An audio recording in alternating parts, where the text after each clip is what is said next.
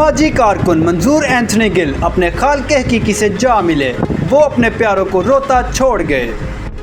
وہ 23 جون 2025 کو دل کا دورہ پڑنے سے انتقال کر گئے۔ منظور اینتھنی گل 31 مارچ 1968 کو فیصل آباد میں پیدا ہوئے۔ انہوں نے اپنی ابتدائی تعلیم 1988 میں راجہ ماڈل ہائی اسکول فیصل آباد سے مکمل کی۔ وہ state life insurance corporation of Pakistan میں سیلز آفیسر کے طور پر کام کر رہے تھے۔ انہوں نے انسانی حقوق کے محافظ اور سماجی کارکن کے طور پر بھی اپنی خدمات سر انجام دیں۔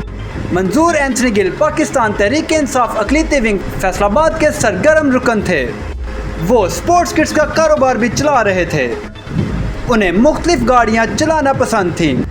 مختلف کھانا پکانے میں ان کی مہارت ناقابل فراموش ہے۔ منظور اینتھنی گل سینئر مارکیٹنگ آفیسر تھے۔